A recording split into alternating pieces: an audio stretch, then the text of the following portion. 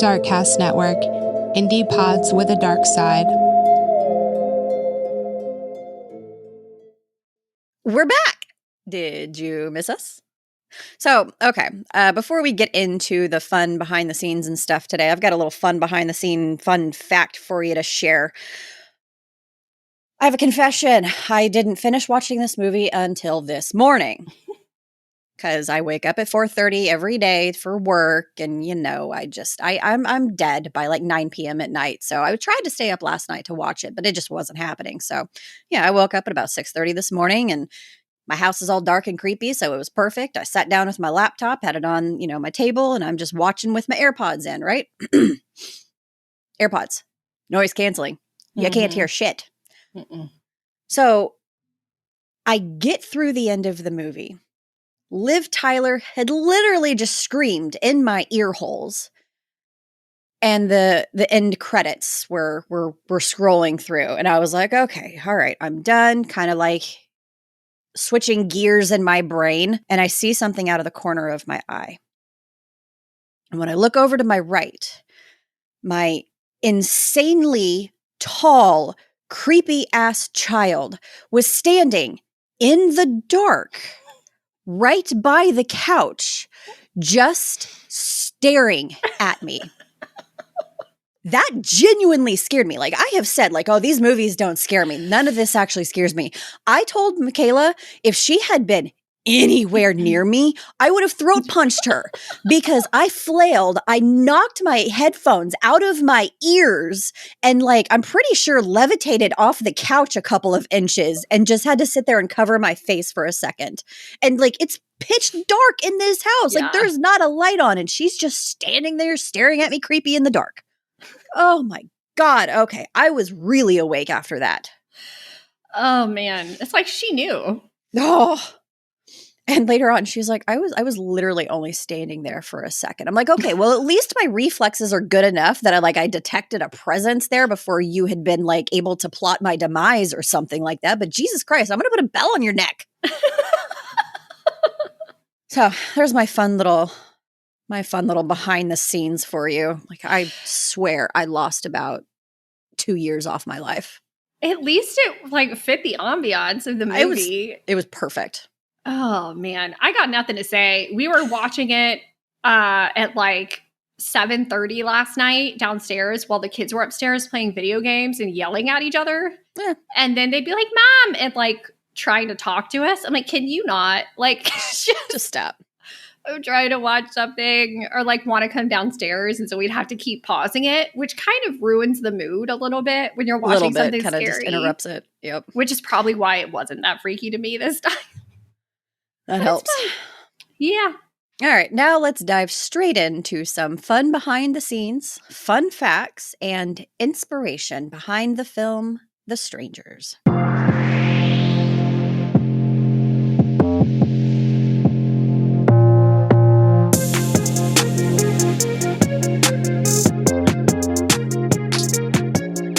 So, the movie was originally going to be titled The Faces, but changed to The Strangers. I don't know if it would have had the same effect with the original title. The faces, I mean, they had creepy faces, definitely. They did. I understand why they were thinking that direction, but I definitely don't think it would have had the same impact. No, and I think that if they had left it as The Faces, it would have felt more like a paranormal kind of movie instead of like a psychological thriller. Good point. Honestly, it just makes me think of Game of Thrones. And I don't know if you've seen Game of Thrones. I don't think you have. But so the people who have seen Game of Thrones might know what I mean. It's Arya's whole storyline and like the man with many face. They're the many-faced god. Anyway, it just made me think of Game of Thrones. And I was like, oh, well, I'm really glad they didn't call it that because that would have thrown me for a loop. So the entire film was shot with handheld or steady cameras. So a quick Google trip later reveals that a steady camera or a Steadicam is a device that stabilizes a handheld camera. It was basically invented to give filmmakers a way to capture smooth, dynamic movement without the camera operator's shaking appearing in the film. It kind of combines the stability of a tripod with the fluidity of a dolly and the flexibility of a handheld camera. It can absorb bumps and shakes, even if the camera is jostled or like moves over an uneven surface. And in the movie, I really liked, like, you can tell when the camera is actually being held by someone, as it's not like unnaturally smooth. So it did add a little extra to the suspense. There are no Blair Witch vibes here though, because I wouldn't have been able to tolerate that shit. No. Like they used the Steadicam and kept it like smooth when it needed to be, and then switched to the handheld. Like I think it was really well done. It was. And I did notice that there were parts in the movie where it was a little unstable. And I feel like that was when they were trying to portray what James or Kristen was seeing, like through their vision. And so it's a little chaotic and bouncing around because they're in a chaotic, terrifying situation. And so everything's not going to be smooth and fluid. Right. So that's pretty cool. I like that. Writer-director Brian Bertino would elicit a more genuine reaction out of Liv Tyler by telling her to expect a bang from one area and then having the sound come from a different section. Yeah. Uh-huh. I was like, that's kind of mean, but I love it. Well, you get, much more genuine reaction that way from it, because she's sitting there thinking, okay, well, I need to react to something coming from over here, and really it's coming from here. So you can't fake that whole shit, kind of thing. Something that I like, kind of on top of that, like talking about Liv Tyler, that I didn't keep in here is she really got into character. She said in an interview that when she picked up the script, she's like, she knew she had to do it, and so she was so committed to being in character. Before her scenes, she would like run around, jog around, do jumping jacks, all kinds of cardio, stuff to like get herself out of breath, to really sell that true emotion of just being terrified and out of breath. I love that. No, she did a great job. Like it felt real. So did what it was supposed to do. So, contrary to most movies and films, The Strangers was filmed mostly in chronological order. Now, I totally thought when I was younger that that's how movies were shot, because it kind of just made sense to me in my brain. Mm-hmm. But when I got into theater and production later on in life and all of that, I learned that that was not the norm. Mm-hmm. Well, you'd be doing a scene from the very beginning, and then later on you'd be doing a scene from the very end of the movie. So it kind of broke it up. So I can see how the actors could really benefit from that particular decision in this situation, because it helps them keep the suspense built and keeps the momentum going instead of having to bounce around from scene to scene. That's pretty cool. Yeah, absolutely. I mean, could you imagine going from a terrifying scene to the scene where they're making up in the beginning, and then having to go back to the scene where Mike's dead on the floor? Yeah. That would be so hard as an actor to go back and forth. I mean, some actors can do it very well. Absolutely. But I mean, these are two good actors in this anyway. Like, I love Liv Tyler. Mm-hmm. Really, the only things I've ever seen her in are Lord of the Rings and this. But, two things that I absolutely love. So, yeah, I like that. I wonder how often they do that and how often they don't. Yeah. I don't know. When the man in the mask breaks through the door with an axe, it's a reference to The Shining. Gotta tie in all those horror movies. Yes, I loved that. When I learned that was an homage to Jack Nicholson in The Shining with smashing in the door, I was like, that's perfect. Oh, and in the barn scene when Liv grabs the flashlight and she's kind of looking around, did you notice how she kind of looks up on the wall and there's an outline of where that axe used to be? No. Yeah. Oh. When you were talking about it in the last episode, I didn't want to interrupt you and point that out. So I figured I'd say, you actually see where the man in the mask had gotten that axe from. That little Easter egg. That's a terrifying scene, though. Oh, it is. Yeah. No, thank you. So the finale of the film actually had a lot more dialogue and interactions between Kristen and James and the strangers. However, in order to keep the strangers like, more mysterious, damn near almost all of that dialogue was cut. Huh. Like, actual exchanges between like Dollface and Kristen and stuff. And so I feel like it worked in their favor, though. Like, it adds to the why God why factor of what was happening to them. Like, literally all Dollface says is, because you were home. You were here. Yeah. That was it. Yeah, I don't think it would have had the same impact if they had like an ongoing conversation or we found out more information behind it. Not knowing is what made it so scary. Mm-hmm. I mean, I bet that there were probably some good lines that... Like, because, I mean, they had some creepy-ass lines, so I bet some good lines were cut, but the overall, final effect was... Mm-hmm. That's what made them the strangers. Mm-hmm. You knew absolutely nothing about them. So Kip Weeks, the actor who played the Man in the Mask, stated that to him, Dollface was the leader of the group and not the Man in the Mask, as most people automatically assume. He also said that he believes that this film is the first time the strangers killed and that it left them inspired to keep doing it. I actually completely agree with that. Mm-hmm. Dollface absolutely was the leader. She was the ringleader. Group. Yep. Yeah, I felt that through the whole thing. I did too. Like, even before I read that, like, yeah, I kind of felt because she's the one that, answered most of the questions. I could kind of see like, maybe the Man in the Mask is just kind of like the silent leader. And so Dollface is like his mouthpiece, basically. Mm-hmm. But no, like really, if you kind of break it down, she was the main bitch in charge. Yeah. What do you think? Do you believe that it was the first time they killed? I think so, especially because at the end, she says it'll be easier next time. That's a true psychopath. Yep. Right there. So, as I had mentioned, there was that scene at the end that like a lot of the dialogue was cut out, but there were also other multiple scenes, like good and bad, that were cut from the final release of the film. One of them was some extended information on James's car being set on fire. So when Kristen is crawling back to the house after being attacked in the barn, she sees James's car on fire. And, as the audience, you're led to believe that it was the strangers responsible for it. But in the original scene, it was actually James who did it as sort of like a fuck you to the strangers. Huh. So the scenes of James going out of the house were still used, but like zoomed in so you couldn't see the gas can in his hand.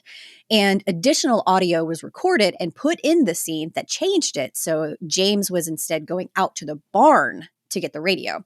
And then I read, like, if you look closely, you can barely see shots of the can in his hand. But I tried, like, whenever I was watching, I tried to see, and I didn't, but that's not to say that it wasn't there. But yeah, so James actually set the car on fire. Do you think that given that they cut those out, it was still James that set the fire, or that they kind of changed the plot line and it was the strangers who set the fire? Well, I think that, it was James, but no, like in the movie, it was the strangers. Yeah. Because of how they wanted to tell, like, it just made it more creepy. It just gave the strangers some more creep factor. Mm-hmm. Instead of James, like, sabotaging his own car. I mean, the car was already fucked, but... Yeah, so I guess it makes sense, like, why they would cut it out from the story perspective, because I don't really feel like it added that much to it, considering the car was already as messed up as it was anyway. But it could have been, like, it could have been his attempt at, like, a signal for help, since he couldn't get out to the barn. The phones were fucked. Yeah, there was, like, nobody around, so somebody is going to notice a fire. So, that was the only thing that I thought of. Maybe that was the direction that they had originally intended it to go. Mm-hmm. But cutting that out and leaving the audience to think that it was the strangers made it a little more creepier. Yeah, it did for sure. So the masks. Originally, Dollface was supposed to wear a mask that resembled strawberry shortcake. Pinup Girl remained more or less the same from the original designs, and the man in the mask was originally written as wearing a pale white plastic mask and were designed by artist Helen Ward. Definitely much different than the burlap mask that we know him for now. Costume designer Susan Kaufman brought the man in the mask to life, and Dollface and Pinup Girl were brought to life by Kenneth J. Hall of Total Fabrication.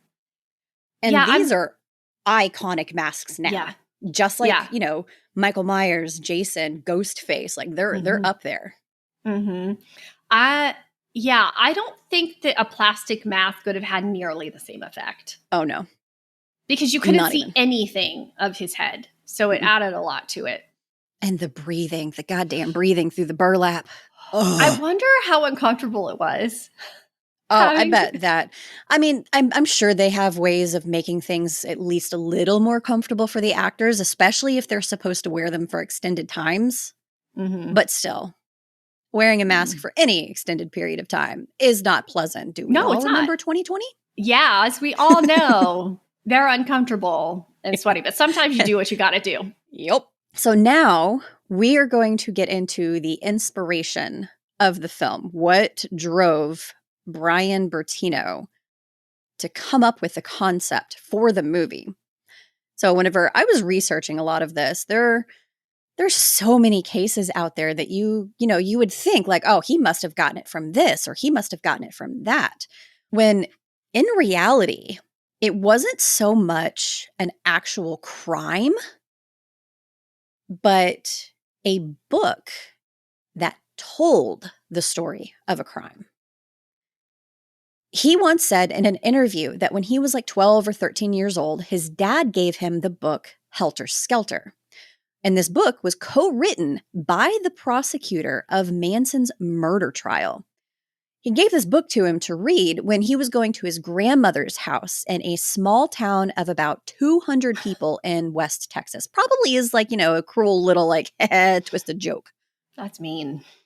Brian remembered that it wasn't the Manson family that he was fascinated with, but more with how the book painted the picture of the murder night through the little details. And unless you've lived under a rock at one point in your lifetime, you've probably heard of Charles Manson and the fucked up things he did. So we don't have to go into complete detail of his heinous actions because I'm pretty sure that would be like a 50-part series. Mm-hmm. But we're still going to touch on what happened to actress Sharon Tate and the others at her home late one night in early August of 1969.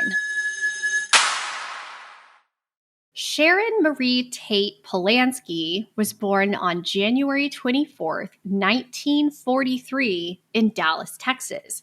As a small child, her grandmother entered her into the Miss Tiny Tot of Dallas contest, where she won first place.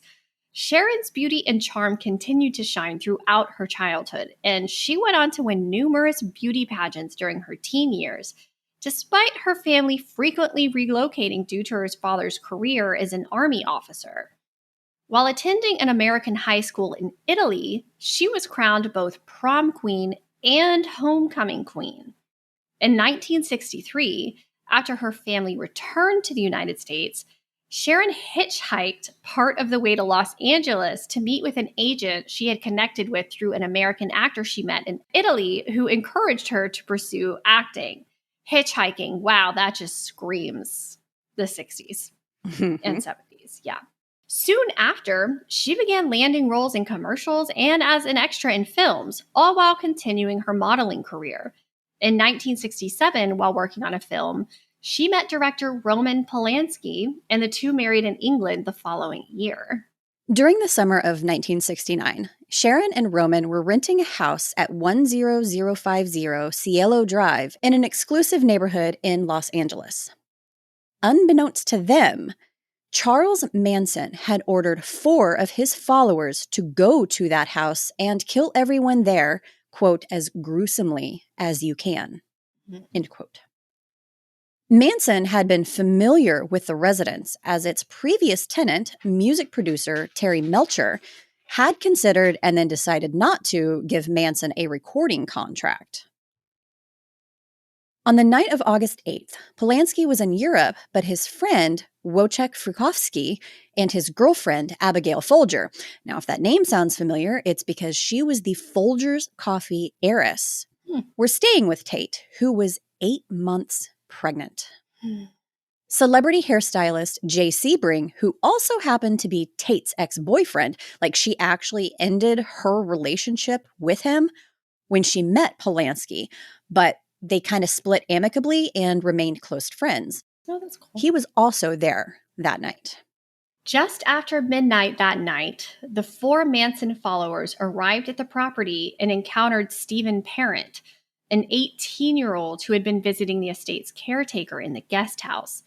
He had no affiliation with anyone inside the residence that Manson had ordered to be killed, so it just goes to show how indiscriminate Manson's followers were with their violence. Tex Watson intercepted him and shot him 4 times. After killing Parent, Watson entered the home with Susan Atkins and Patricia Krenwinkel, while Linda Kasabian remained in a car.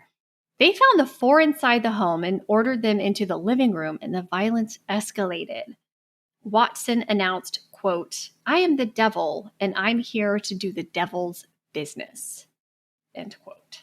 Watson shot Jay Sebring and then tied Sebring and Tate's necks together with a rope.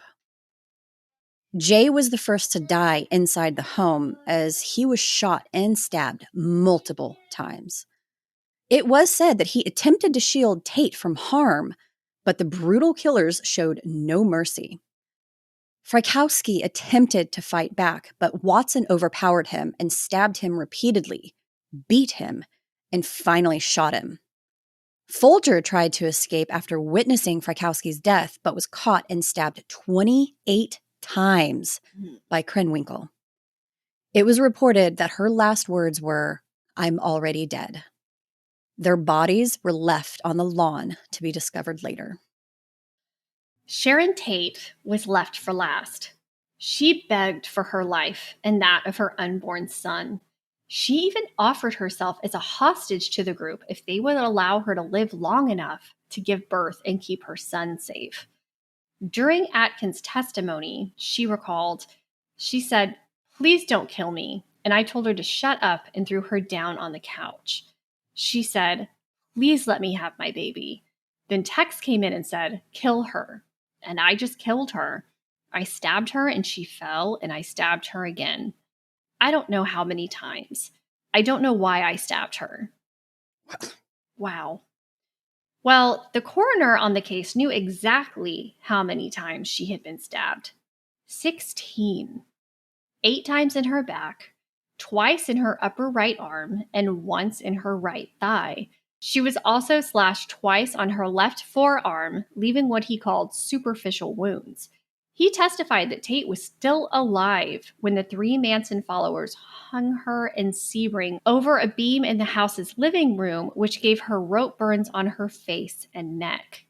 She succumbed to her injuries shortly afterwards. He said, quote, "It is quite consistent, in my opinion, that Miss Tate was hanged. My opinion was, and my opinion is still the same, that the cause of death was multiple stab wounds front and back, penetrating the heart and lungs and causing massive hemorrhaging," end quote.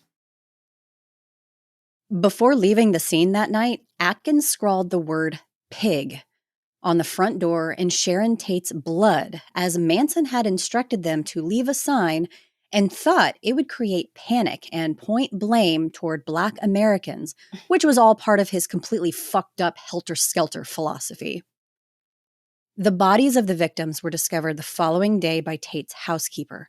Blood was everywhere. The photos and descriptions of the crime scene eventually made their way into court and to the public and cast a shocking look at how utterly inhuman Manson and his followers were. In 1971, Manson, Watson, Atkins, Krenwinkel, and Van Houten were convicted and sentenced to death, which was later commuted to life in prison. Manson died at the age of 83 in 2017. Watson, Krenwinkel, and Van Houten still remain in prison. And Atkins had terminal brain cancer and died in prison in 2009. Just as a side note to show how much people suck sometimes, as if Sharon Tate's family didn't have a hard enough time after her murder, the owner of the rental house she had been living in at the time sent them what they called an enormous repair bill, then sued Tate's estate for $480,000 when her father replied to the bill with a caustic letter. He claimed that $300,000 of his request was for, quote, embarrassment, humiliation, emotional and mental distress, end quote. He was eventually rewarded a measly $4,350 in the case. He had moved back into the house 3 weeks after the murder and lived there until September of 1988. Another fun fact, Nine Inch Nails frontman stayed in the house in 1992 for about a year before moving out. In 1994, the home was eventually demolished. How fucked up is that? Somebody gets murdered in your rental house and you're going to sue the family? For the money to fix it.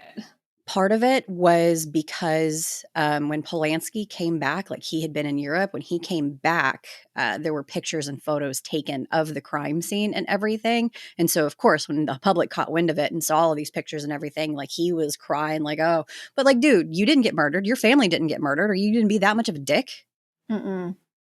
That's disgusting. Yeah. And Trent Reznor lived there, as you said, for a year, but I want to say that he met Tate's sister. And like it kind of struck him like how fucked up it was. And he's like, why am I living in this house? Did he choose to live in that house because of it? I think so. And then when he realized what an impact it actually had on the family, he was like, okay, fuck this. So yeah, he moved out. And then, yeah, the house was finally demolished, which, good call. Yeah. Oh, that's awful. So just as in The Strangers, the randomness of the vicious attacks and killings meant that anyone could be a target, and the lack of clear motive is truly terrifying. Which leads us to our other source of inspiration Brian Bertino had. Some sources had said that Brian had also used the unsolved quadruple homicide that occurred over the night of April 11th through the 12th in 1981 in Ketty, California. However, in an interview with Brian, he did not mention the crime as a source and instead focused on what we've already talked about, plus this. He stated that he came up with the idea for the movie's premise based on something he experienced as a child. In the production notes of The Strangers, he said, quote, as a kid, I lived in a house on a street in the middle of nowhere. One night, while our parents were out, somebody knocked on the front door and my little sister answered it.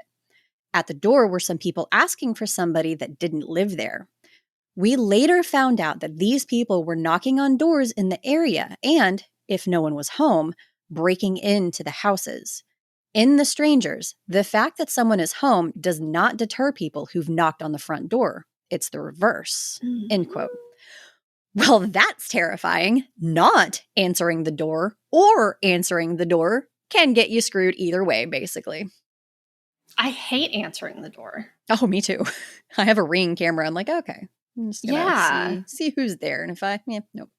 I guess because we've got cameras and stuff, I feel like the break-ins and stuff like that are more deterred, it's kind of absolutely, because your ass is going to your face is going to be on recording as soon as you approach that door. And especially a lot of the cameras that have like the voice that says you are now being recorded. Like, I don't even know where to begin. I just feel like this movie touches on something visceral in you. It goes back to the feeling safe, like you should feel safe in your own home. Yep. And the fact that these people just tortured and killed them because they happened to be there Does that mean if they hadn't answered the door that they would have been left alone? I wondered that too. And I also wondered if Kristen had gone with James to go get the cigarettes because he was gone for at least a half an hour. Yeah. She wouldn't have been there when they came back and knocking on the door. Would they have No. just left to go find somebody else? I don't know. Or would they have hung around to see that they came back home? If they came back or not, yeah. And just continued the torture. And even if they hadn't answered the door, if they see the car, they see the lights on. Exactly. So just because they didn't answer the door, is that going to deter them from? Probably not. I just kind of feel like the moment they pulled up to that house, they were fucked no matter what they did. Mm-hmm. Yeah, because they were already being, they were already being watched at that point. Yep. Yeah. Oh, man. Well, now that we are officially through with Wicked Wednesday and being tortured by all of the scary things, I know, sad Amber, we will return back to our regularly scheduled programming with a new case and some future funnies in What the Fuck Wednesday. So stay tuned. And until next time, stay safe. And make good choices. Bye. Bye.